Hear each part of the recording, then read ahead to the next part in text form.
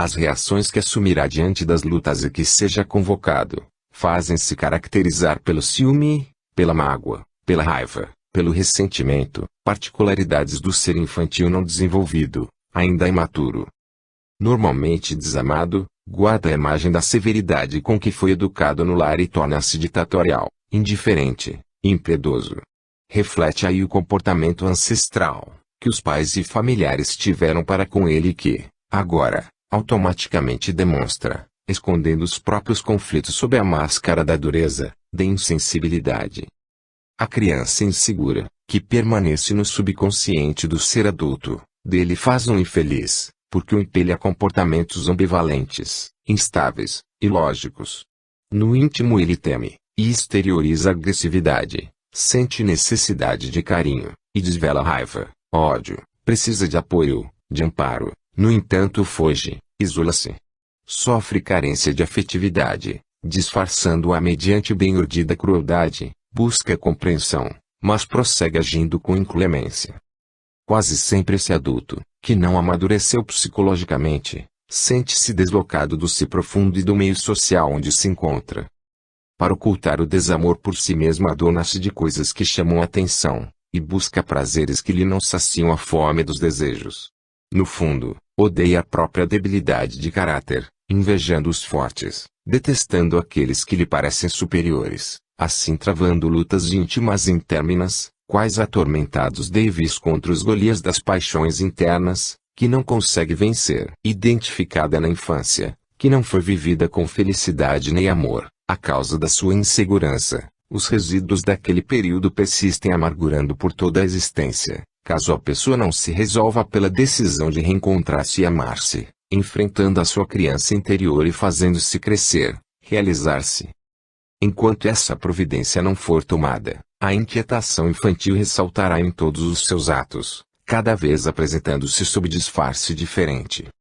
A felicidade, o equilíbrio e a autorrealização merecem todo o investimento de esforço pessoal, de modo a erradicar esses fatores de perturbação que ficaram ignorados, porém continuam pulsantes e dominadores. Costuma-se asseverar com certa realidade que, no íntimo, todos os indivíduos são crianças carentes de amparo, de ternura, de entendimento.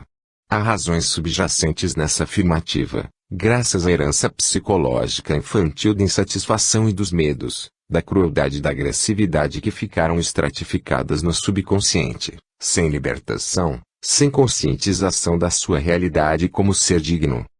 Atemorizada, a criança, pelas recompensas e pelos castigos, ao libertar-se da sujeição dos pais ou educadores severos, permanece presa às regalias como ao medo das punições divinas, perdendo a própria identidade, confundindo-se, vítima permanente de infundada consciência de culpa, quando não a tem obnubilada temporariamente pela presunção, pela prepotência. Por melhor que seja, sempre se cobra mais, afirmando que se poderia haver desempenhado com perfeição e profundidade. Quando se equivoca, perturba-se, deixando que a criança interior assuma o comando da sua conduta, passando a ter medo do correspondente castigo, do qual fica à espera, em conflito. É indispensável que se faça uma revisão desses conteúdos psicológicos, enfrentando com amor a própria infância não superada, a fim de diluir as fixações, mediante afirmações novas e visualizações afáveis, amorosas, que se sobreponham às de natureza perturbadora, crescendo, a pouco e pouco, na emoção, até atingir o amadurecimento que lhe corresponda à idade real. Grande número de conflitos, cujas raízes perduram no período infantil, cede lugar à segurança de comportamento, de afetividade, facultando auto-amor, bem como o amor ao próximo, certamente depois de realizar esse encontro com os temores ocultos, que não mais se justificam, deixando de ser fantasmas invencíveis.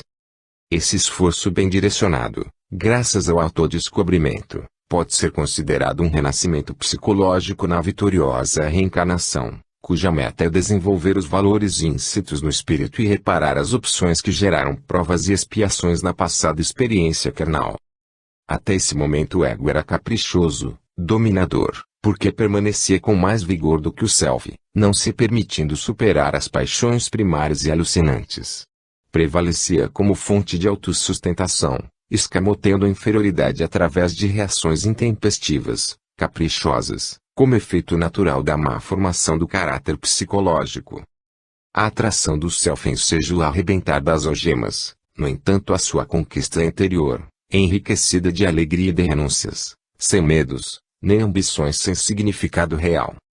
A reflexão em torno dos objetivos da existência física é imperativo relevante para o amadurecimento psicológico, fator indispensável para a harmonia do indivíduo que se abre ao ser profundo. Com essa realização, os significados das ocorrências passam a ter profundidade, perdendo o caráter perturbador, afugente, egocêntrico. Decorre dessa conquista, concomitantemente, admirável compreensão das limitações e fraquezas próprias, como das demais pessoas, que se tornam dignas de estesia e solidariedade, em face do desenvolvimento da consciência em nível superior.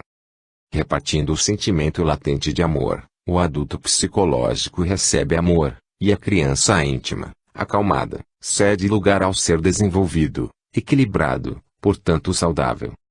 A harmonia emocional deve acompanhar a intelectual, e vice-versa, trabalhando pelo progresso espiritual na busca da bem-aventurança que a todos aguarda no término da jornada evolutiva, que é a meta.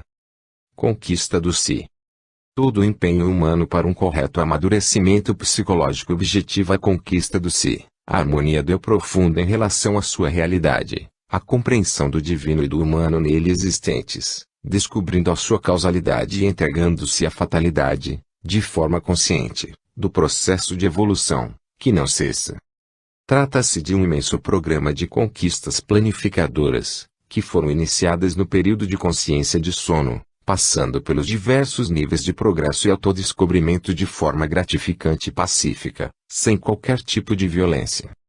À medida que vão sendo fixados os patamares a alcançar, mais amplas perspectivas de triunfo se dilatam no ser, que se identifica com a vida e alça-se aos valores mais expressivos que passa a descobrir e a ter necessidade de vivenciar. O ego é produção do estado de consciência, portanto, transitório, impermanente. Abandonando as regiões sombrias dos conflitos degenerativos, nos quais o ser se demora por largo tempo, eis que começa a fluir o bem-estar sem receio, e alegria, sem inseguranças, libertado dos conturbadores prêmios e castigos referentes aos atos praticados, a que estava condicionado pelas imposições sociais e religiosas. O ego, nesse comenos, cede lugar a outras conquistas, que repartem júbilos enquanto compartem identificações realizadoras, e a ausência de angústias como de incertezas favorece a visão lúcida do sentido existencial da vida. Nesse processo de crescimento, de descobertas valiosas, podem ocorrer vários desvios e insucessos psicológicos, como mecanismos de saudosismo dos dias de inquietação e incertezas sobre os recentes avanços, como fenômenos naturais para a fixação das novas e relevantes conquistas. A larga adaptação no vale produz choques desagradáveis quando o ser se instala na montanha, até que logre aclimatar-se. Essa é uma ocorrência comum a todas as formas de vida, a todos os seres vivos. A ânsia de crescimento não tem limite. O desconhecimento dos potenciais que podem ser movimentados para o tentame e para a realização, é que constitui impedimento para os indivíduos inábeis e imaturos psicologicamente. Essa luta que o ego trava, no campo das paixões onde se movimenta, alimenta e vicia o ser, que se compraz nas imposições que se permite graças às sensações fortes, recheadas de compensações imediatas, características do período primário da evolução. Dessa forma, não se dá conta, imediatamente, das emoções glorizadoras, desacostumado às suas manifestações, adaptando-se ao psiquismo da mudança das planícies constritivas para os planaltos refazentes. Empreendimento de alto significado para o ser inteligente, propõe esforço e decisão para eleger entre o que se tem e aquilo que se aspira, que pode ser alcançado, eliminando os condicionamentos inquietadores mediante a assimilação de novos, que os substituem, libertadores. O ser humano é herdeiro da sua história antropológica, fixado nos atavismos das experiências vivenciadas durante as fases primeiras do seu desenvolvimento. Por ser, igualmente, psicológico, desdobra todos os potenciais que possuem latência e arrebenta as amarras ancestrais, a fim de libertar o eu adormecido, escravizado aos instintos. Impõe-se, para o cometimento, todo um curso largo de realizações pessoais, íntimas, de análise e avaliação de conteúdos, para a eleição daqueles que são imprescindíveis à vitória, em detrimento dos demais, que se apresentam afligentes. Disciplinando-se a mente e a vontade, compreendendo-se que a proposta da vida é a marcha para a unidade, sem perda de quaisquer valores conquistados, o se desenvolve-se, enquanto o ego desagrega-se. Nas fases primeiras, esse ego desempenha papéis relevantes, tais, o da preservação da vida, dos direitos ao prazer, transitórios, do atendimento das necessidades, fisiológicas, dos valores pessoais. Infelizmente, fixa-se, constritor, e passa à condição de algoz, dominando as paisagens do ser e sombreando-as para permanecer em predomínio. Enlostecendo-lhe a visão e apontando-lhe o si, reage com violência e estertora-se à medida que perde espaço psicológico, até ser ultrapassada em vitória culminante. É semelhante ao heróico triunfo das Pandavas sobre os Kauravas, cuja história mística narra o Mahabharata, o incomparável poema da Índia, constituído por 200.000 versos, dos quais apenas a metade é conhecida. Trata-se da luta entre primos e parentes outros no campo de batalha da consciência, as virtudes, poucas, e os vícios, muitos, em sucessivas pelejas até o momento da vitória dos primeiros. O ser humano sempre buscou as cumeadas da sensibilidade altruística, conquistando o espírito, nele real, mediante a superação dos implementos materiais que lhe servem de fator preponderante para o desenvolvimento dos valores preciosos que nele dormem, herança transcendente da sua origem divina, espiritual. A libertação do profundo ocorre à medida que se desenfeixa dos desejos, ragas paixões, do conceito budista traço, a fim de alcançar a realização interior. Preocupado com a etapa terminal do processo da evolução e com profunda visão psicológica, Allan Kardec interrogou os mensageiros nobres que o assistiam na elaboração da doutrina espírita. O que fica sendo o espírito depois de sua última reencarnação? E eles responderam: espírito bem-aventurado, puro espírito. O se profundo, pleno, é semelhante à transparência que o diamante alcança após toda a depuração transformadora que sofre no silêncio da sua sutilização molecular, libertando-se de toda a imperfeição interna porque passe de toda a gangue que o reveste. Essa conquista é o imenso desafio da evolução dos seres. Libertação pessoal. A semelhança de alguém que sobe uma montanha e passa a ter uma visão mais ampla dos horizontes, quanto mais altos, maior a conquista da sua paisagem. A superação do ego permite uma identificação profunda com o si, que se desvela, manifestando a sua procedência divina e arrebatadora. Ineludivelmente, o ser, na sua estrutura real, é psiquismo puro, com imensos cabedais de possibilidades. A imersão no corpo gera-lhe apegos injustificáveis como mecanismos de segurança, não obstante a transitoriedade dos implementos orgânicos.